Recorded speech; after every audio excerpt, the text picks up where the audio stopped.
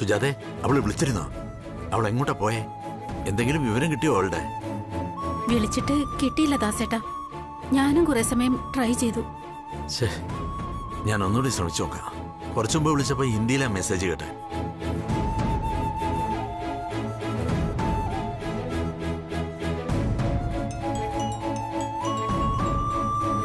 ആ, ഇപ്പൊ റിങ്ങുണ്ട്.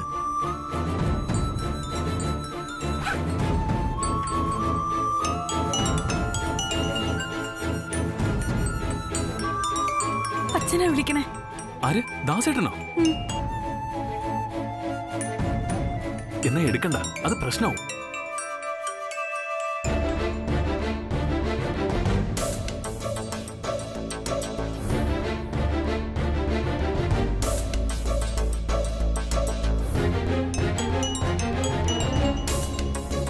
വീണ്ടും വിളിക്കുക.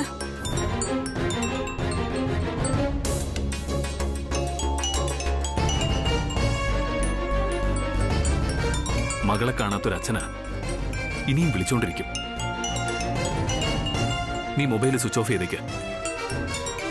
അതെ കല്യാണി, ആനന്ദ് പറഞ്ഞ അതിന്റെ ശരി. തൽക്കാലം ഫോൺ ഓഫ് ചെയ്യുന്നേ നല്ലത്. ഇനി എന്താ വേണ്ടെന്ന് തീരുമാനിക്കാൻ നമുക്ക് കുറച്ച് സാവകാശം കിട്ടിയേ പറ്റൂ.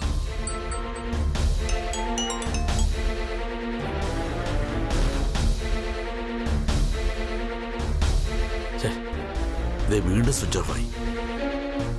ഇതിപ്പോ എന്റെ കുട്ടിക്ക് എന്താ പറ്റിയെന്ന് അറിയാൻ വയ്യല്ലോ.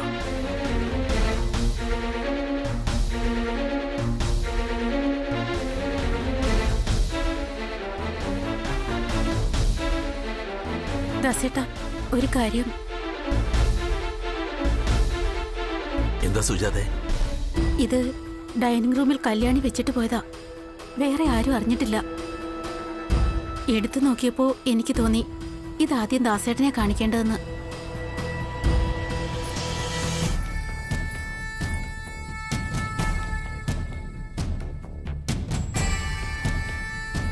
ദാ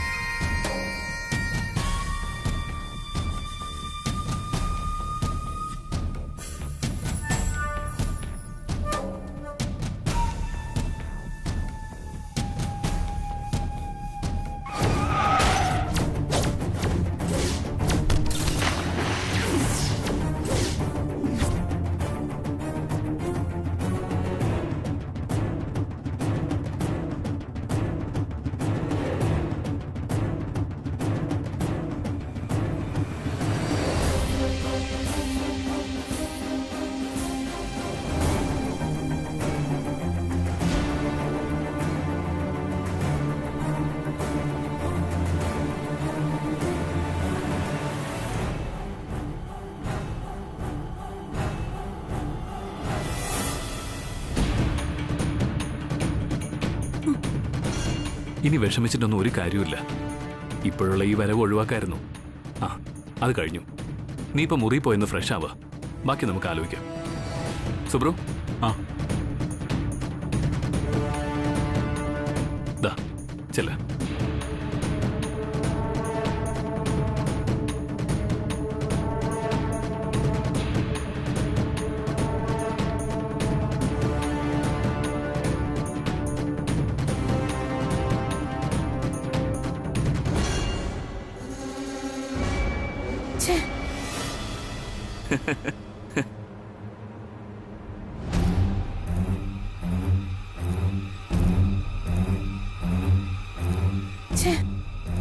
അരവിന്ദിന്റെ phone out of coverage area എന്നാണല്ലോ പറയുന്നത്.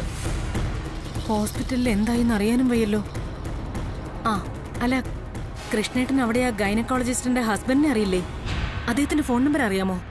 എന്റെ അഖിലേ, എന്തിനായി ധൃതി? എല്ലാം പോസിറ്റീവായിരിക്കും കാര്യങ്ങൾ. തൃച്ചംബരത്ത് ഒരു തൊട്ടിൽ കെട്ടാൻ സമയമായെന്ന് വിശ്വസിക്കാം. സത്യം പറഞ്ഞ എനിക്കിതങ്ങോട്ട് വിശ്വസിക്കാൻ തന്നെ പ്രയാസം തോന്നുന്നു. ആനന്ദിന്റെ കാര്യത്തിൽ വല്ലാതെ മനസ്താപപ്പെട്ടിരിക്കുമ്പോഴാ ഇങ്ങനെ ഓരോന്ന് ദൈവം കൊണ്ടുതരുന്നത്. അതെ അതെ, അങ്ങനെ അപ്പൂപ്പനും അമ്മുമ്മയാകാൻ പോകുന്നു നമ്മളിപ്പോൾ. കാലത്തിന്റെ ഒരു പോക്കെ. ഇന്നലെ കയ്യിലിട്ട് കളിപ്പിച്ചത് അരവിന്ദനെ. ഇന്ന് അരവിന്ദന്റെ കുഞ്ഞിനെ വീണ്ടും നമ്മൾ തോളിലേറ്റി ആന കളിപ്പിക്കാൻ പോകുന്നു.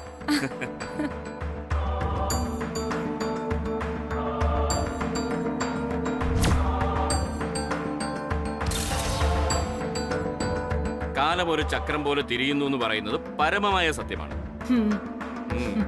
Madam, madam, Kalyani. എന്തു പറ്റി ദാസേട്ടാ?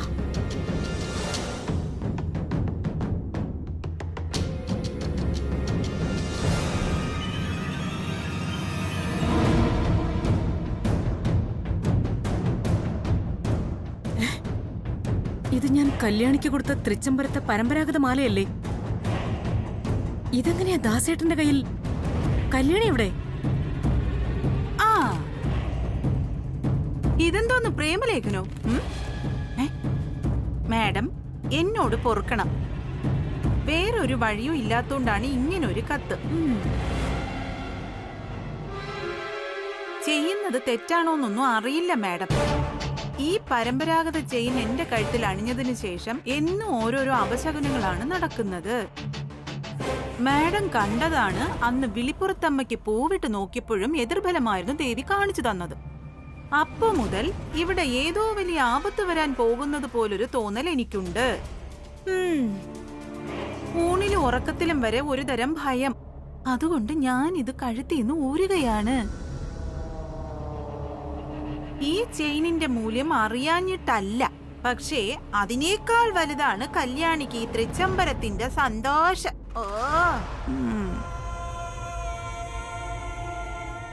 ഞാൻ കാരണം തൃച്ചംബരത്തിന് നാളെ ഒരു ദോഷവും ഉണ്ടാകുന്നത് ചിന്തിക്കാൻ പോലും കഴിയില്ല ഈ കല്യാണിക്ക്. അതുകൊണ്ട് ഈ കത്തിനോടൊപ്പം ഞാൻ ഈ ചെയിൻ കൂടി ഇവിടെ വെക്കുകയാണ്.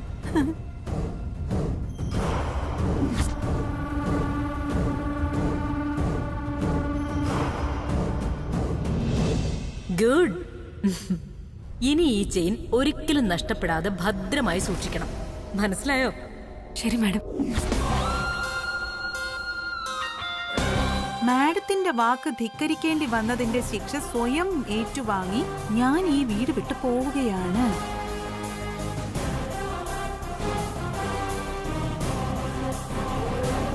എന്നെ ആരും തിരയരുത്. എല്ലാത്തിനും ഒരിക്കൽ കൂടി ക്ഷമ ചോദിക്കുന്നു, കല്യാണി.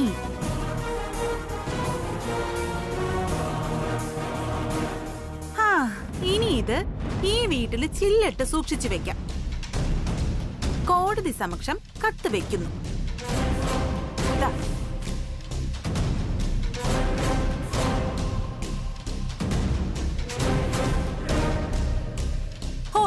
എന്നാൽ ഇതൊരല്പം കടുപ്പമായിപ്പോയി.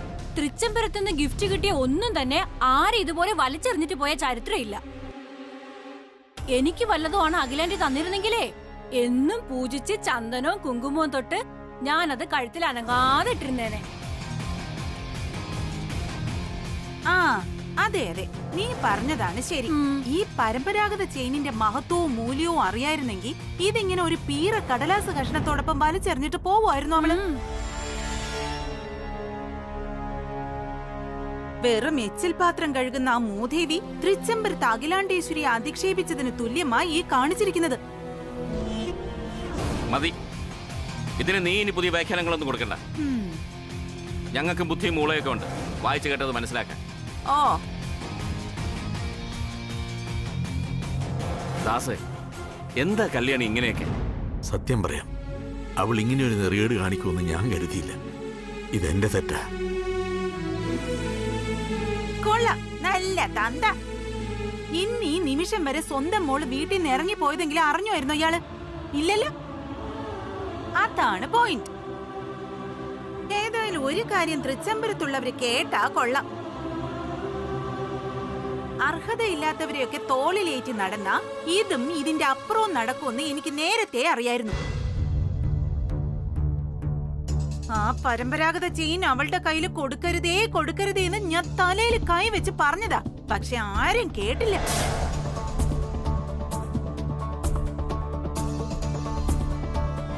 മാഡം, ആ നശിച്ചവളിന് എന്റെ മോളല്ല, മുജ്ജമ്മ ശത്രു മകളായി പിറന്നവളാ. അവളി കാണിച്ചു കൂട്ടിയാനല്ല ഞാൻ മാപ്പ് ചോദിക്കുന്നു.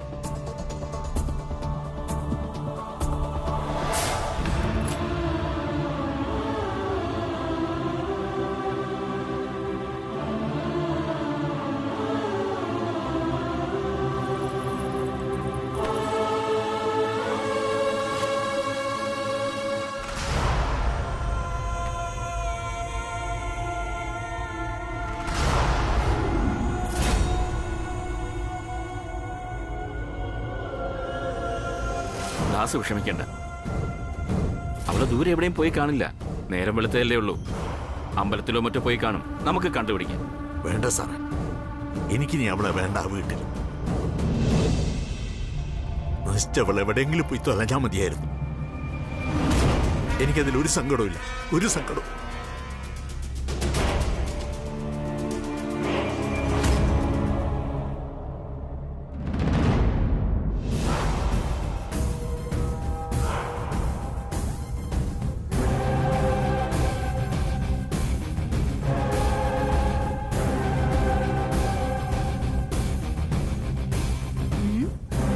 എന്താടി നോക്കുന്നേ? കേറി പോടിയോ അത്?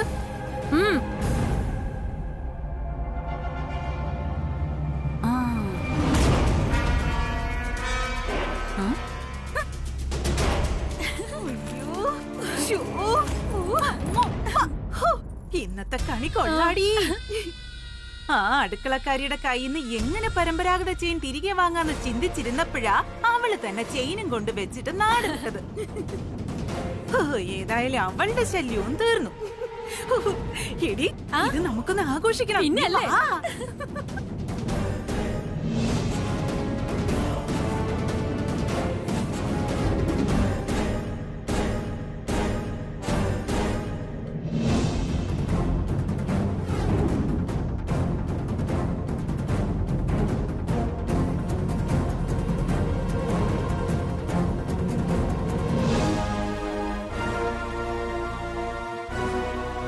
അഖിലേ, ഇപ്പൊ കല്യാണിയുടെ കാര്യത്തിൽ നിന്റെ മനസ്സാകെ കലങ്ങി മറിഞ്ഞു കിടക്കുകയാണെന്ന് എനിക്കറിയാം.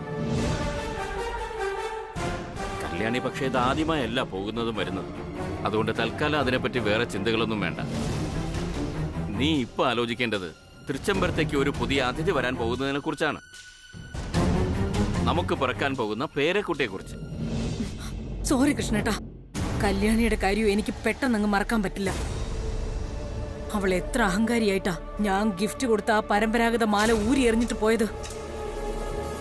എനിക്കത് ആലോചിക്കുമ്പോ ഏയ്, നീ എങ്ങനെ ടെൻഷൻ കൂട്ടണ്ട. നീ ഒരു സാധനം കൊടുത്തു, ഇപ്പോൾ അവൾ അത് തിരികെ തന്നേ ഉള്ളൂ. കൃഷ്ണേട്ട, ഇതത്ര നിസ്സാരമല്ല. ഈ കുടുംബത്തിൽ വന്നു കയറേണ്ട മൂത്ത മരുമകൾ അണിയേണ്ട ചെയിനാ അത്. എത്ര തലമുറ കൈമാറി വന്നതാ അതെന്നറിയോ? അതിന്റെ മൂല്യം അറിയാമായിരുന്നെങ്കിൽ അവൾ ഇങ്ങനെ കളഞ്ഞിട്ട് പോവുമായിരുന്നോ? കൃഷ്ണേട്ടൻ അറിയാലോ, എനിക്ക് ഒട്ടും ഇഷ്ടമുണ്ടായിട്ടല്ല ഞാനത് അവൾക്ക് കൊടുത്തത്. ആനന്ദ് നിർബന്ധിച്ചത് കൊണ്ട് മാത്രമാ. എന്നിട്ടും അവൻ കൂടി ഇല്ലാത്തപ്പോ. അഖിലേ, നീ പറയുന്നത് ശരിയാണ്. പക്ഷെ അത് ശരിയുടെ ഒരു വശം മാത്രമേ ആകുന്നുള്ളൂ. നീ അവളുടെ ഭാഗത്ത് നിന്നുകൂടി ചിന്തിച്ചു നോക്കിയാൽ. എന്ത് ചിന്തിക്കാൻ? കൊടുത്ത ഉപഹാരങ്ങൾ തിരിച്ചു വാങ്ങിയ ചരിത്രമുണ്ടോ നമ്മൾ തിരുച്ചമ്പരത്തുകാർക്ക്? ഒരാൾ ഉപഹാരമായി കൊടുക്കുന്നത് തിരികെ നൽകുന്നത് അവരെ അപമാനിക്കുന്നതിന് തുല്യമാണെന്നെങ്കിലും അവൾ അറിയണമായിരുന്നു. വിലാസിനി പറഞ്ഞതെല്ലാം കേട്ടതല്ലേ കൃഷ്ണേട്ടൻ? അഖിലേ, ഇപ്പൊ ഈ തൃച്ചംബരത്ത് കാണുന്ന ദുർനിമിത്തത്തിനെല്ലാം കാരണം ആ പരമ്പരാഗത ചെയിൻ കല്യാണിയുടെ കഴുത്തിൽ അണിഞ്ഞതാണെന്നാണ് അവൾ വിശ്വസിക്കുന്നത്. അതുകൊണ്ട് വീണ്ടും ഇത്തരത്തിലുള്ള സംഭവം ഉണ്ടാവാതിരിക്കാനായിരിക്കാം അവൾ ആ മാല ഊരി വെച്ചിട്ട് പോയത്. അപ്പോഴും കല്യാണി തൃച്ചംബരത്തിന്റെ നന്മയാണ് ആഗ്രഹിച്ചതെന്ന് നീ മറക്കരുത്. സോറി കൃഷ്ണേട്ടാ, അതിനവൾ ഇതല്ല ചെയ്യേണ്ടിയിരുന്നത്, മറ്റു ചിലതാ. ആനന്ദിന്റെ ഫോട്ടോ വീണുടഞ്ഞ സമയം മുതൽ എന്റെ മനസ്സിലും എന്തോ ആപത്ത് വരാൻ പോകുന്ന പോലെ എനിക്ക് തോന്നിയിരുന്നു. അപ്പോഴും ഞാൻ ഇങ്ങനെയൊന്നും.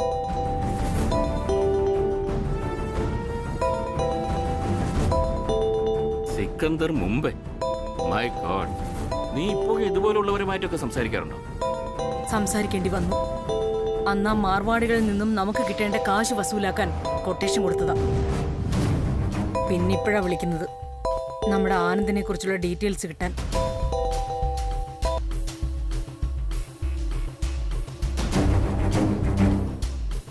ജസ്റ്റ് എ മിനിറ്റ് കൃഷ്ണേട്ടാ, ഞാൻ അയാളൊന്ന് ഡീൽ ചെയ്തോട്ടെ. गुड मॉर्निंग सिकंदर, कैसा है आप? ठीक हूँ मैडम, सॉरी पहले मैं कॉल अटेंड नहीं कर सका। नहीं कोई बात नहीं। कहिए मैडम, मैं आपकी सेवा कैसे करूँ? सिकंदर सुनिए, मेरा बड़ा बेटा आनंद अभी मुंबई में है। कल से उसका फोन नहीं मिल रहा है, स्विच ऑफ कर रहा है। वो कुछ खतरे में है या नहीं मुझे नो प्रॉब्लम मैडम जी, यह बांद्रा में है ना, आपके फ्लैट में। डोंट वरी, वहाँ मेरा कुछ लोग हैं, अभी इंक्वायरी करके मैं वापस बुलाऊंगा। ओके, थैंक यू सिकंदर, मैं आपके कॉल के लिए वेट करती हूँ। Okay madam, thank you for your call. Okay.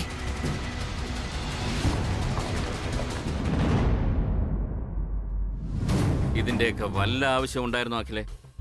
നമ്മുടെ മോന്റെ കാര്യം അറിയാം, ഈ ക്രിമിനലുകളെ ഏർപ്പാടാക്കേണ്ട വല്ല ആവശ്യം ഉണ്ടായിരുന്നോ? അല്ല കൃഷ്ണേട്ടാ, അവൻ അവിടെ എന്തോ ആപത്ത് സംഭവിച്ച് കാണുമെന്ന് എനിക്കൊരു ഭയമുണ്ട്. ഒരുപക്ഷെ അങ്ങനെ ഉണ്ടായാൽ തന്നെ അവൻ ഞാൻ വിഷമിക്കുമെന്ന് കരുതി പറയാതിരിക്കും. അതാ ഞാൻ സിക്കന്ദറിനെ വിളിച്ച് പറഞ്ഞത്. അയാൾക്കാവുമ്പോ നേരായ വഴിയും നേരല്ലാത്ത വഴിയും നന്നായിട്ട് അറിയാം. ഹീസ് എ പ്രൊഫഷണൽ, കള്ളം കാണിച്ച് ചതിക്കില്ല. അതുകൊണ്ടാ. പിന്നെ കൃഷ്ണേട്ടൻ അറിയാലോ, ആനന്ദ് അവൻ എന്തെങ്കിലും വന്നാ അതെനിക്ക് സഹിക്കില്ല. അതുകൊണ്ടാ ഞാൻ ഈ സാഹസം കാണിക്കുന്നത്. It's okay, no issue. നീ ഏതായാലും ഒന്ന് റിലാക്സ് ചെയ്യ് പ്ലീസ്.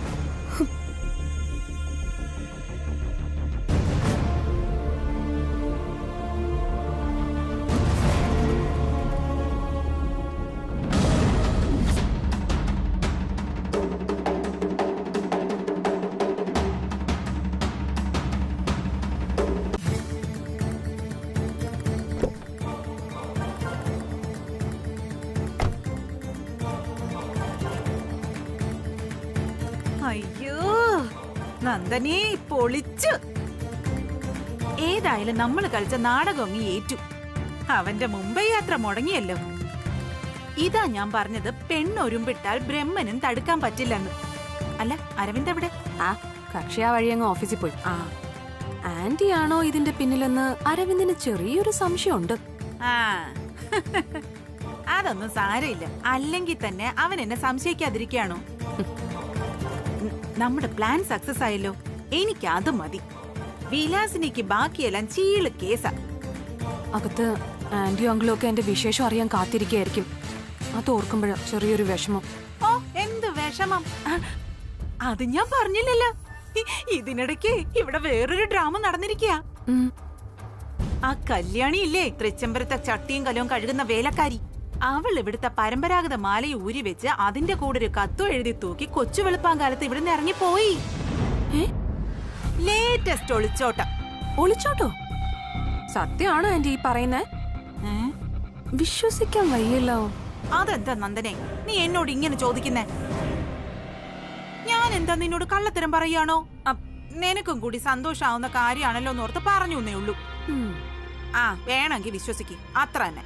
അയ്യോ വിശ്വസിച്ചു. അല്ല എവിടെ പോയി കല്യാണി, അതറിഞ്ഞോ? ആ അതൊക്കെ ചോദിച്ചാ ഞാൻ കുഴഞ്ഞു പോവും. പക്ഷേ എന്റെ സംശയം അവളിനി ആനന്ദിന്റെ അടുത്തേക്ക് എങ്ങാനും പോയതാണോന്നാ. അതിന് ചാൻസ് വളരെ കുറവാ ആന്റി. നമ്മുടെ നാട്ടിൽ നിന്ന് 1000-ലധികം കിലോമീറ്റർ പോകാനുള്ള ആംബിയർ ഒന്നും കല്യാണിക്കില്ല. കൊഞ്ച് ചാടിയ മുട്ടോളം, അല്ലെങ്കിൽ ചട്ടിയോളം എന്നാ പ്രമാണം. ആ അതാ ഒരു ആശ്വാസം. അതെ, നിന്നെ തിരക്ക് ആകാംക്ഷയോടെ നിൽക്ക അവിടെ നിന്റെ അഖിലാന്റിയും ശിവരാമനങ്ങളും. ചുളുവിനങ്ങ് മുത്തശ്ശനും മുത്തശ്ശി ആവാന്ന് വിചാരിച്ചു. ആ നീ വന്നൊന്ന് നേരിട്ട് കാണും. അവരോട് എങ്ങനെയാ ആന്റി ഇതൊരു നാടകമായിരുന്നെന്ന് പറയുന്നേ? എനിക്കാണെങ്കിൽ അവരുടെ മുന്നിൽ നാവ് പൊങ്ങൂലെന്ന് ഉറപ്പാ. അതിനെ നീ ഒന്നും പറയണ്ട, ഞാൻ പറഞ്ഞോളാം എല്ലാം. കമോൺ.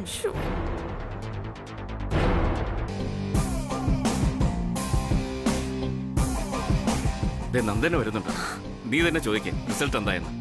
ഞാൻ എക്സ്ട്രീം എക്സൈറ്റ്മെന്റില്ല.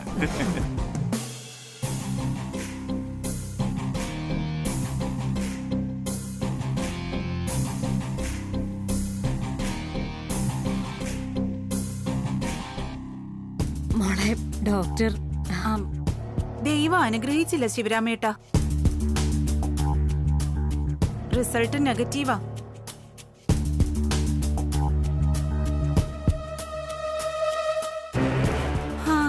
ഓരോന്നിനും ഓരോ സമയമുണ്ടല്ലോ.